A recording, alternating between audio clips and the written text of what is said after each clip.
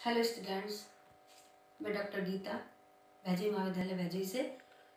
जैसा कि इस कोरोना को दृष्टिगत रखते हुए आपकी ऑनलाइन क्लासेस शुरू हो रही हैं, तो मैं बीए फर्स्ट ईयर के स्टूडेंट्स को इकोनॉमिक्स में अपूर्ण प्रतियोगिता टॉपिक पर आपको बताने जा रही हूँ। आपको अपूर्ण प्रतियोगिता क्या होती है, चूँकि मैंने आपको पिछले आपका जो सिलेबस है वो पूर्ण प्रतियोगिता तक लगभग कंप्लीट हो चुका है। तो अपूर्ण प्रतियोगिता क्या है? पूर्ण प्रतियोगिता, अपूर्ण प्रतियोगिता या एकाधिकारी प्रतियोगिता, ये तीनों बाजार की स्थितियां हैं। पूर्ण प्रतियोगिता में मैंने आपको बताया था कि क्रेता विक्रेताओं की संख्या अधिक होती है। पूर्ण प्रतियोगिता में वस्तु जो होती है वो एक समान होती है, कलर में, आकार में, क्वालिटी में, गुण में, सब में एक समान होती है।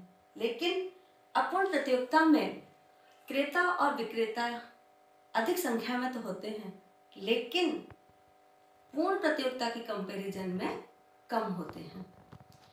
अपूर्ण प्रतियोगिता में सबसे पहली जो विशेषता है अपूर्ण प्रतियोगिता की, वो है वस्तु विभेद।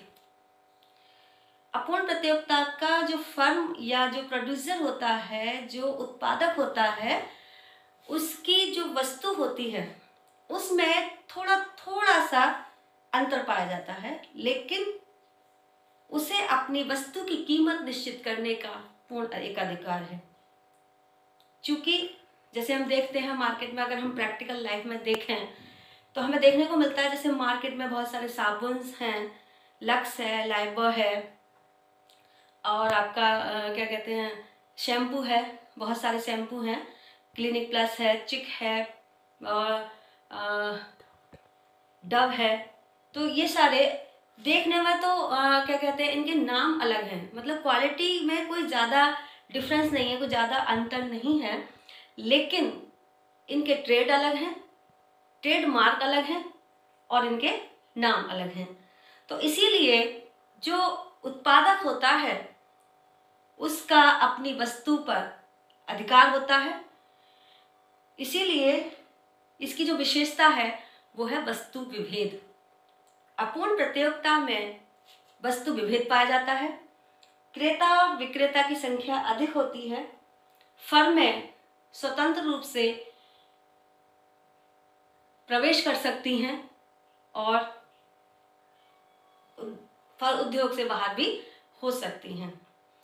प्रोफेसर चैम्बरलिन जो हैं, इन्होंने इस फर्मों, जैसे हम कहते हैं कि बहुत सारी फर्मों को मिलाकर एक उद्योग बोला जाता है, जैसा कि पूर्ण प्रतियोगिता में बताया था, लेकिन चैम्बरलिन कहते हैं कि जो अपूर्ण प्रतियोगिता होती है वहां हम फर्मों का समूह तो कह सकते हैं, लेकिन उसे उद्योग नहीं कह सकते। क्यों? क्योंकि उनकी जो वस्तु होती है वो वस्तु विभेद उसमें पाया जाता है, इसलिए हम उसे समूह कहते हैं। तो यहाँ जब कोई भी उत्पादक अल्पकाल में, जैसे कि मैंने आपको बताया था कि अल्पकाल और दीर्घकाल दोनों में अगर एक फर्म का जो उत्पादन कर रही वस्तु की मात्रा का, तो उसे उस समय क्या मिल रहा है, उसे हानि मिल रही है, लाभ मिल रहा है, ऐसा या सामान्य लाभ मिल रहा है। तो ऐसा क्यों होता है कि अल्पकाल में उसे हानि भी मिल सकती है, उसे सामान्य लाभ भी मिल सकता है, या फिर उसे असामान्य लाभ भी मिल सकता है। क्योंकि मैंने आपको बताया था कि अल्पकाल में जब हम एक स्थिर साधन को स्थिर रखते हुए परिवर्तनशील साधनों की मात्रा को बढ़ाकर उत्पादन को करते हैं, तो जो पैमाने की जो बचतें होती हैं वो धीरे धीरे एफिशिएंसी यानी पर्याप्त होती जाती हैं और लागत जो है वो कम होती जाती है। लेकिन एक पॉइंट ऐसा आता है, एक बिंदु ऐसा आता है कि जहाँ पर हमारी जो लागत है यानी आंतरिक बचतें हैं वो पूर्ण हो चुकी होती हैं, और अगर उत्पादक उससे ज़्यादा भी उत्पादन करता है तो उसे हानि शुरू होने लगती है, यानी उसकी लागतें ज़्यादा आती हैं और हो सकता है कि उसे हानि भी उठानी पड़ सके। तो हम देखेंगे कि अपूर्ण प्रतियोगिता में एक फर्म का अल्पकाल में संतुलन कहाँ पर होता है, उसे किस तरह से हानि या लाभ या सामान्य लाभ मिल सकता है। देखिए स्टूडेंट्स, फर्म का संतुलन अल्पकाल में कैसे होता है। मैंने ये है आपके आप यहाँ चित्र देखिए, ये है आपका चित्र। OY अक्ष पर आपकी लागतें हैं और OX अक्ष पर वस्तु की मात्रा है। जैसा मैंने बताया था कि अपूर्ण प्रतियोगिता में AR और MR दोनों बाईं से दाईं नीचे गिरती हुई रेखाएं होती हैं, क्योंकि लागतें क्या होती, जैसे जैसे उत्पादन बढ़ता जाता है वैसे वैसे लागतें कम होती जाती हैं। इसीलिए इसका जो वक्र है AMR और AR का, वो कैसा होता है, गिरता हुआ होता है। और जबकि मैंने बताया था कि पूर्ण प्रतियोगिता में AR और MR दोनों कैसी होती हैं, एक पड़ी हुई रेखा होती है x अक्ष के पैरेलल, x अक्ष के समानांतर। लेकिन अपूर्ण प्रतियोगिता में AR और MR दोनों गिरती हुई होती हैं। चूंकि यहाँ पर मैंने दिखाया है MR, आपकी ये वाली जो रेखा है जो MR है और ये वाली रेखा AR है। MR का मतलब मार्जिनल रेवेन्यू और AR का मतलब एवरेज रेवेन्यू। SMC का मतलब शॉर्ट मार्जिनल कॉस्ट यानी अल्पकालीन सीमांत लागत, और SAC का मतलब शॉर्ट एवरेज कॉस्ट यानी अल्पकालीन औसत लागत। अब हम देखेंगे कि ये मैंने आपको बताया था कि जहां पर MR और MC एक दूसरे को काटती हैं, उस बिंदु पर एक फर्म का उत्पादन निश्चित होता है। तो आप देखेंगे स्टूडेंट्स कि यहाँ E बिंदु यानी ये MC रेखा MR को E पॉइंट पर कट कर रही है। इसलिए एक फर्म की जो उत्पादन निश्चित होगा वो कितना होगा, OM के बराबर। ओके, अगर हम देखें कि AC रेखा AR को किस पॉइंट पर है, यानी AC रेखा हमारी AR रेखा ये है हमारी, और चूंकि AR रेखा से ही वस्तु की कीमत निश्चित की जाती है, तो यहाँ पर AR रेखा ये है, हम सीधे यहाँ पर तो देखेंगे कि किसी वस्तु की कीमत कितनी है, PM के बराबर। AC रेखा, ये आपकी जो AC रेखा है वो AR रेखा से नीचे है, तो इसका मतलब क्या हुआ, PE, ये जो PE के बराबर आपकी प्रति यूनिट लाभ है। एक फर्म को, एक उत्पादक को PE के बराबर क्या मिल रहा है, असामान्य लाभ मिल रहा है। तो एक फर्म का टोटल लाभ कितना हो गया, APEV या PEVA, ये जो है उसका असामान्य लाभ हुआ। कैसा हुआ, ये असामान्य लाभ है।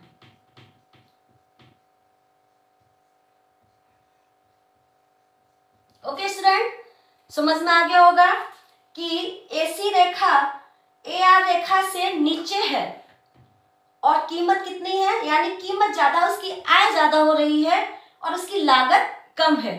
तो बच्चों आप जानते ही हो कि जब आय ज्यादा होती है और लागत, प्रति वस्तु की लागत कम है और प्रति वस्तु की आय ज्यादा है, तो किसी भी उत्पादक को या किसी भी प्रोड्यूसर को क्या होगा, लाभ होगा, प्रॉफिट होगा। ठीक है, तो कितना प्रॉफिट हो रहा है, एक वस्तु बेच रहा है तो कितना प्रॉफिट हो रहा है, PE के बराबर। और जब वो OM वस्तु का सेल कर रहा है OM वस्तु को, तो कितना प्रॉफिट हो रहा है उसे, APEV के बराबर। ओके स्टूडेंट्स, अब हम आते हैं अल्पकाल में एक फर्म को सामान्य लाभ कैसे मिलता है या कम मिलता है। तो देखिए स्टूडेंट्स, एक फर्म को सामान्य लाभ कब मिलेगा, यानी MR रेखा, यहाँ भी हम देखेंगे कि MR रेखा, MC रेखा MR को इस E पॉइंट पर कट कर रही है, तो OM के बराबर किसी भी फर्म का या किसी भी प्रोड्यूसर का या किसी भी उत्पादक का क्या निश्चित होगा, वस्तु की मात्रा, यानी वो OM वस्तु की मात्रा का प्रोडक्ट करेगा।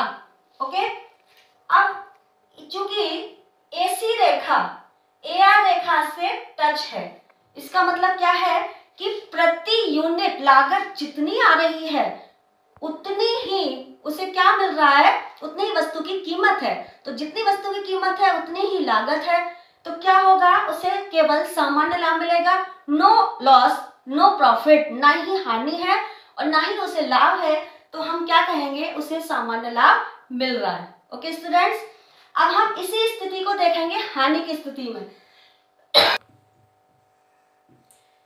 ये है